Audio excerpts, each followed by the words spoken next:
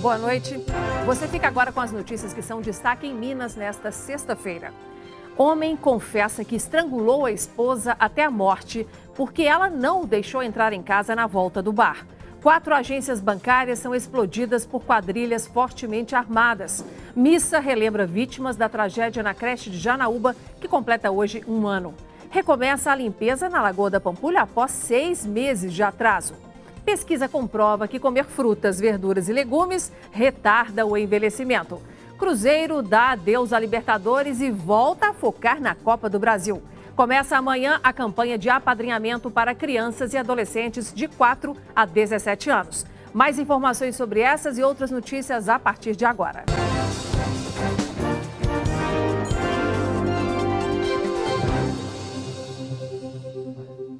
Um homem se entregou à polícia e confessou ter matado a esposa na madrugada de hoje em Pedro Leopoldo, na Grande BH. Segundo a polícia, o marido teria ficado bravo porque a esposa não o deixou entrar quando ele voltava de um bar. Nós vamos conversar agora ao vivo com a repórter Luciana Viana, que tem as informações sobre esse crime. Boa noite, Luciana.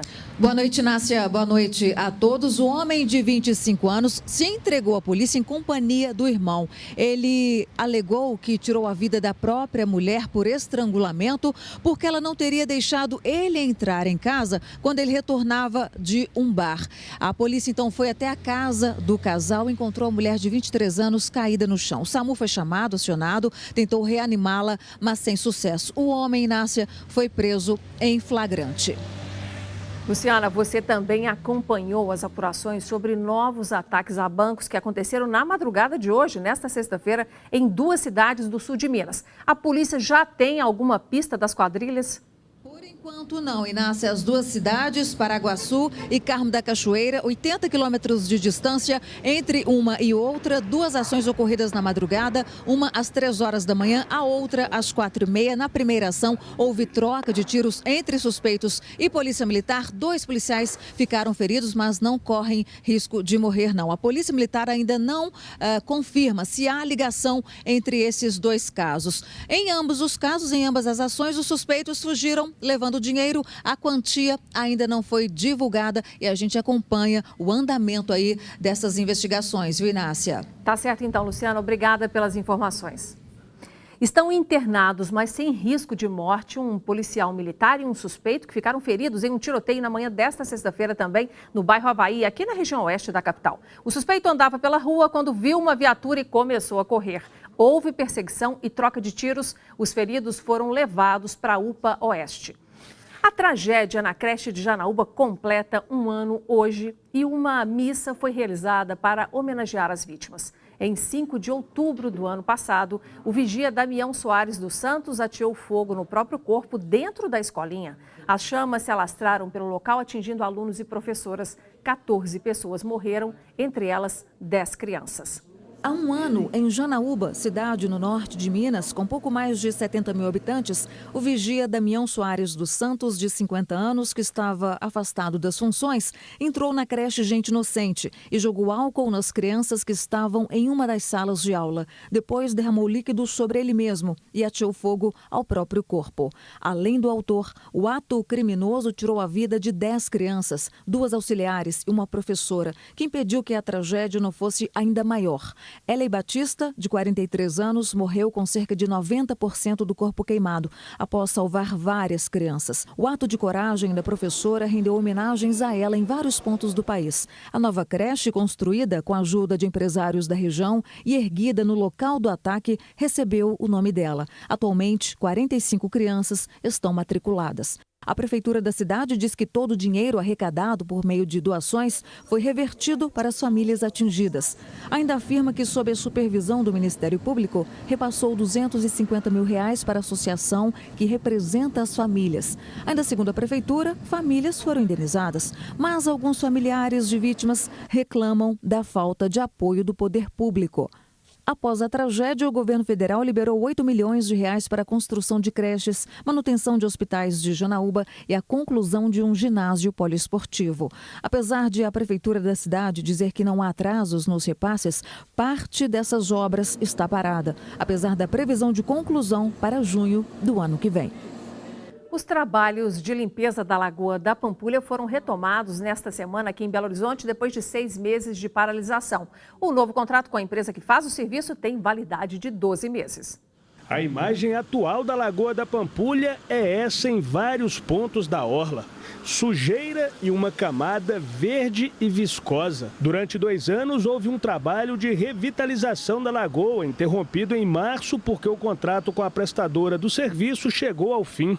Além do aspecto feio, o mau cheiro voltou a ficar insuportável. Cada dia que passa tem piorado mais, né? O mau cheiro chega principalmente nesse pedaço da orla aqui, dá um mal-estar danado. Está insuportável alguns pontos da lagoa aqui.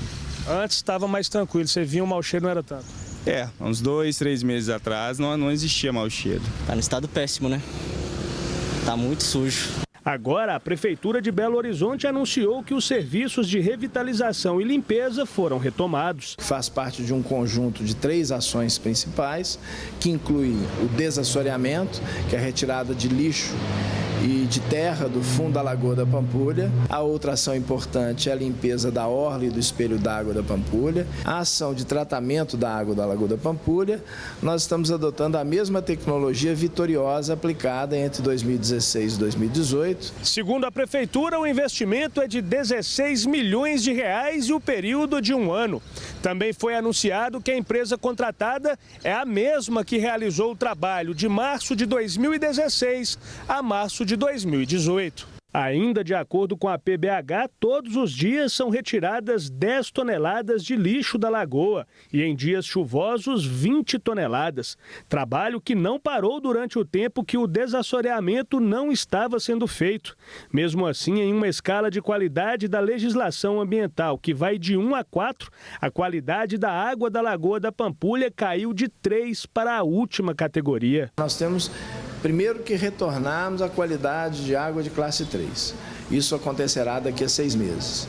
Agora, o uso da Lagoa da Pampulha, a regulamentação de uso, depende de providências que o poder público tem que tomar no sentido de definir o que é que será possível fazer na Lagoa da Pampulha. Para quem se pergunta quão máximo de limpeza essas águas podem chegar. Uma lagoa livre de maus odores, sem mortandade de peixes, um local aprazível, agradável para a população visitar e que vai valorizar ainda mais a visitação do conjunto moderno arquitetônico da Pampulha, patrimônio da humanidade. Falamos agora de eleições. Domingo é dia de irmos às urnas e escolhermos aí nossos representantes no Congresso, na Assembleia e ainda quem vai governar Minas e presidir o Brasil. Haverá voto para 6 cargos e o eleitor terá que digitar 19 números. Por isso, a dica é fazer uma cola. Escreva todos os números em um papel e leve-o com você. Há 2 dias da votação tem muita gente com dúvida sobre o que é permitido e proibido ao eleitor. Você sabia, por exemplo, que é proibida a concentração de eleitores que impeçam o bom funcionamento das zonas eleitorais? Ou ainda oferecer alimentos e transporte para pessoas no intuito de causar esse tumulto? Fique atento. Faltam 2 dias. As eleições acontecem neste domingo, momento em que os brasileiros irão eleger deputados federais e estaduais, governadores, senadores e presidente. E para quem já escolheu bem os candidatos, agora é hora de se informar sobre como o eleitor deve se comportar no próximo dia 7. O eleitor pode demonstrar sua preferência eleitoral com o uso de bandeiras, broches, adesivos e camisas com nome de candidatos, desde que não forme grupos organizados. A manifestação deve ser silenciosa e é preciso ficar atento aos principais crimes eleitorais, como promover no dia da eleição a concentração de eleitores com o objetivo de impedir ou fraudar o exercício do voto, inclusive ao oferecer alimentos e transporte com essa finalidade. A pena vai de 4 a 6 anos de prisão e o pagamento de R$ 200 a R$ 300 de multa por dia. Tentar votar mais de uma vez ou no lugar de outra pessoa. A pena pode chegar a 3 anos de reclusão. Dar, oferecer, prometer, pedir ou receber dinheiro ou qualquer outra vantagem para conseguir votos para si ou para algum candidato é considerado corrupção eleitoral, ainda que a oferta não seja aceita. Se o autor do crime for candidato, responderá também pelo crime de captação ilícita de sufrágio. A pena por corrupção eleitoral pode chegar a 4 anos de prisão e e pagamento de 5 a 15 dias multa. Já a pena por captação ilícita de sufrágio é o pagamento de multa e cassação do registro ou do diploma do candidato. Também é crime obter documento falso para fins eleitorais. A pena pode chegar a 6 anos e pagamento de multa. O eleitor que verificar santinho, boca de urna, comercialização de camisetas, por exemplo, com o nome de candidatos, ele pode denunciar, sim, no número 190. Para votar, o eleitor tem que apresentar documento oficial com foto. No caso daquele que tem a via digital do celular e fez a biometria, vai aparecer a foto, então pode usar para ser identificado. No entanto, após a identificação, ele não poderá se dirigir à cabina com o celular. E além de seguir a lei, é preciso ficar atento para fazer valer o voto. Segundo o TSE, é comum, por exemplo, o eleitor anular a votação sem querer ou até mesmo digitar os números errados. É imprescindível que ele anote o número de seus candidatos. Vai começar com deputado federal, depois estadual, senador primeira vaga, senador segunda vaga, governador e presidente. É importante a gente ressaltar que se votar para senador 2 vezes no mesmo candidato, o segundo voto será nulo. São muitos detalhes, a gente tem que prestar atenção. Por isso, nós vamos conversar agora com a nossa repórter Laura França, que está lá no TRE. Laura, mais de 1 milhão de mineiros não vão votar neste ano, né? Por quê? Boa noite. Oi, Inácia. Boa noite para você. Boa noite a todos que assistem o jornal Band Minas. Mais de 200 mil eleitores tiveram aí o título cancelado por não terem cadastrado a biometria nas cidades de Uberlândia, Uberaba, no Triângulo Mineiro, e também nas cidades de Contagem e Betim, aqui na região metropolitana de Belo Horizonte. Esses eleitores não vão votar, mas eles precisam procurar aí um cartório eleitoral para poder justificar. Ao todo, em Minas Gerais, foram mais de 1.400.000 eleitores que não vão votar pelos mais diversos motivos. A nossa cobertura de hoje fica por aqui, mas no domingo você pode conferir a cobertura completa no jornal Band Minas, no especial que nós vamos fazer aí para as eleições.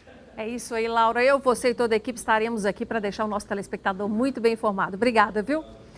O assunto agora é saúde. Pesquisadores americanos afirmam que o consumo de frutas e legumes pode aumentar a longevidade. Cientistas descobriram que uma substância encontrada nesses alimentos retarda o processo de envelhecimento e mesmo em idosos.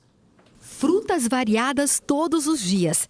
A Márcia não abre mão de uma dieta saudável. Eu percebo muita melhora na minha disposição, quando eu tenho uma alimentação melhor durante o dia, né? Eu fico mais animado, com mais pique, porque a rotina é muito estressante. O consumo de frutas e legumes pode ajudar a aumentar a longevidade. É o que apontou uma pesquisa recente da Universidade de Minnesota, nos Estados Unidos. Segundo o estudo, alimentos como morango, maçã, cebola e pepino são ricos em uma substância chamada fisetin.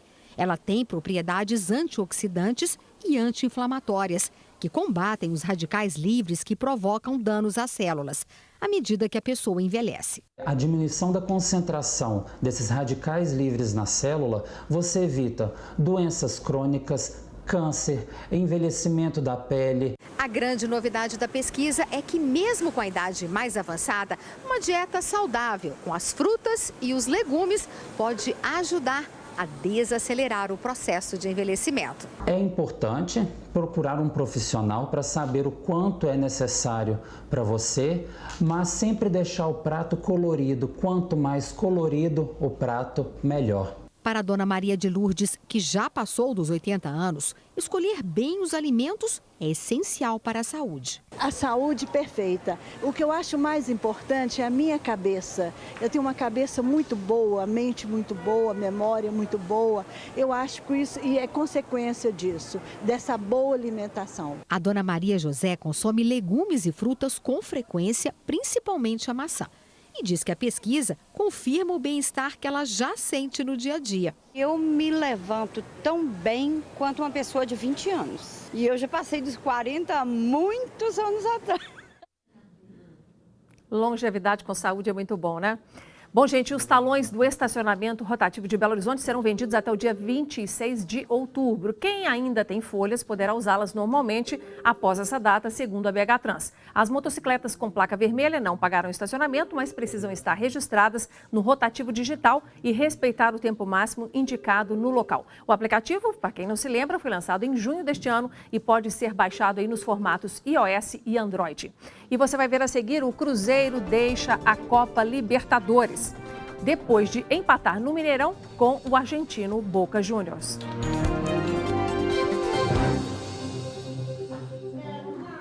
Depois de uma partida com polêmicas em relação à arbitragem, o Cruzeiro deixou a disputa da Copa Libertadores. O time mineiro terminou a partida de ontem à noite no Mineirão, empatado em 1-1 com o Boca Juniors da Argentina. Pouco mais de 56 mil torcedores foram apoiar o Cruzeiro na difícil missão contra o Boca Juniors. A Raposa precisou de 11 segundos para tentar o gol pela primeira vez. Pablo Pérez descontou e Fábio fez boa defesa. Quando pintava a melhor chance, Thiago Neves jogou para o alto. Mas o Boca, quando chegava, era sempre com perigo. O Cruzeiro batalhava e nessa Thiago Neves por pouco não chegou na bola. Lucas Silva tentou de longe, Rossi jogou para escanteio. E quando finalmente a bola entrou, o uruguaio Andrés Cunha anulou o gol de Barcos, marcando falta de Dedé no lance. Na sequência mais polêmica, Arrascaeta foi derrubado dentro da área. O juiz marcou pênalti, mas voltou atrás na decisão porque o auxiliar apontou o impedimento de Barcos. Aí Mano Menezes colocou o Sassá no lugar de Lucas Silva. E a estrela do atacante brilhou. No primeiro toque na bola, ela parou no fundo da rede. O time argentino iniciou uma reação. E em jogada de bola ao chão, Dedé fez falta, recebeu o segundo amarelo e foi expulso. O Boca ainda acertou a trave com Ábila. O time mineiro teve a última chance com o Raniel e Egídio, que encheu o pé. Mas não teve jeito. Quando o Pavon foi lançado, ele aproveitou o vacilo da zaga para empatar o jogo e classificar o Boca Juniors para a semifinal. Acabou o sonho do tricampeonato da Libertadores para o Cruzeiro. Na opinião da diretoria, do treinador e dos jogadores, a arbitragem nos dois jogos foi determinante para o resultado final. Desde o início, faltinhos aqui, condescendência com paralisações. Não tenho nada para reclamar da equipe. A equipe se entregou, tem as suas limitações, porque todos temos. Mas mesmo tendo essas limitações, poderia ter passado por esse adversário se as coisas tivessem transcorrido com mais normalidade, como é o que a gente quer. Libertadores é página virada. O Cruzeiro agora está focado na final da Copa do Brasil contra o Corinthians. O primeiro jogo será na quarta-feira que vem aqui no Mineirão. Nosso repórter e comentarista André Salles já está conosco. Boa noite, André. Boa noite, Nácia. Boa noite a todos. André, Arrascaeta foi convocado aí pela seleção do Uruguai. Já podemos dar aí por falta, por uma ausência certa no próximo jogo? Pois é, Nácia. O Cruzeiro tinha feito um apelo, junto à Federação Uruguaia, mas de fato chegou a notícia agora, da convocação oficial do Arrascaeta. O Cruzeiro fala que ainda não foi comunicado oficialmente, mas o Cruzeiro então espera algum tipo de resposta da Federação, mas por enquanto o Arrascaeta está convocado. Os jogos são na Ásia. Se ele for mesmo, de fato, e ele até disse que o que ele recebeu de informação de lá é que ele teria que ir, se ele for, não perde só o jogo de quarta-feira, perde o jogo de volta também na outra quarta-feira. Então, a Arrascaeta estaria fora da decisão por completo da Libertadores. E é longe demais. Da Copa do Brasil. Da Copa do Brasil. E é longe demais, a distância. Certeza. Bom, a gente fala agora da rodada do final de semana no Campeonato Brasileiro.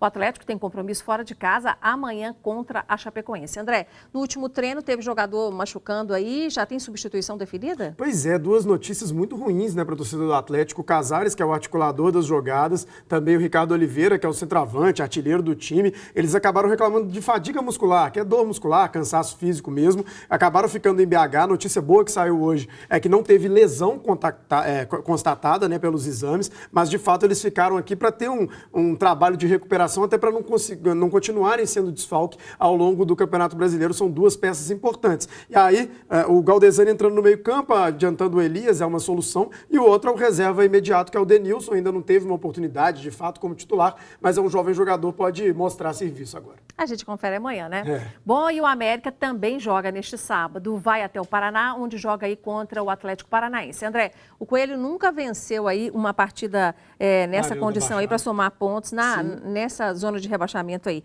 Você acha que vai ter uma dificuldade especial para o América? Eu acho que jogar contra o Atlético Paranaense na Arena da Baixada é sempre muito difícil. É um gramado sintético, é o único estádio no Brasil que tem essas condições. E o América nunca venceu lá. Então é um jogo complicado. O Atlético Paranaense vive um bom momento, mas tem um detalhe. O Atlético Paranaense jogou na quarta-feira pela Sul-Americana e o América não. Então, pelo menos em termos físicos, né, de condição física, eu acho que o América leva uma vantagem. Mas vai ser um jogo bem complicado. A gente acompanha e você traz os resultados. Obrigada, viu? Foi encontrado hoje o corpo de um jovem de 18 anos que se afogou no rio Pará, em Divinópolis, na região centro-oeste de Minas. Testemunhas disseram aos bombeiros que o rapaz caiu no rio quando manuseava uma rede de pesca.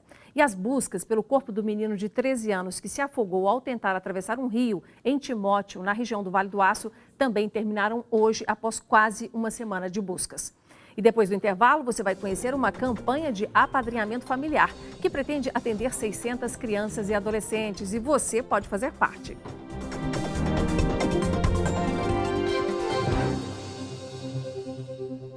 Começa amanhã a campanha de apadrinhamento familiar do CEVAM, o Centro de Voluntariado de Apoio ao Menor. Nos 13 anos de existência do programa, mais de 16 mil famílias já se abriram para este gesto de amor. A meta deste ano é dar a oportunidade a 600 crianças ou adolescentes de 4 a 17 anos de passar alguns dias com uma família acolhedora.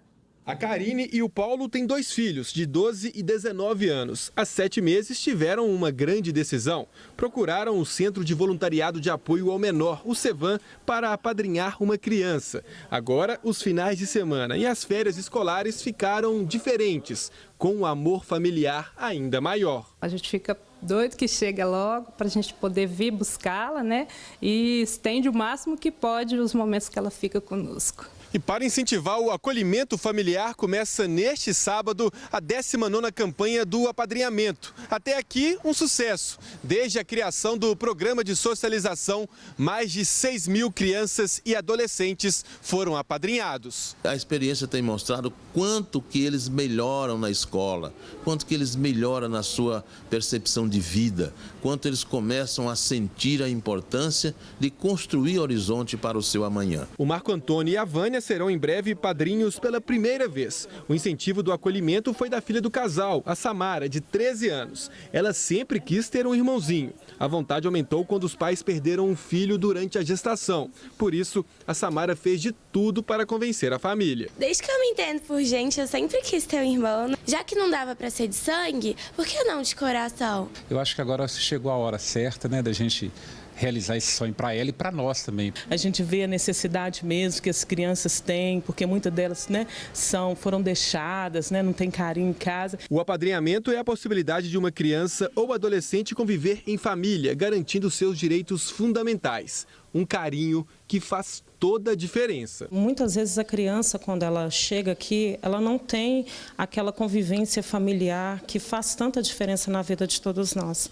Então, o apadrinhamento é uma oportunidade que ela tem de viver fora da instituição o que ela não viveu quando estava aos cuidados dos pais. A 19ª campanha do apadrinhamento será realizada amanhã, lembrando, na Praça Floriano Peixoto, no bairro Santa Efigênia, aqui em BH, entre 9 e 11 horas da manhã. Você tem as informações lá no site cevam.com.br. E não se esqueça, para rever o nosso jornal, você acessa youtube.com/TV Band Minas. Ficamos por aqui, tenha uma ótima noite. A gente se encontra domingo na cobertura das eleições. Até lá.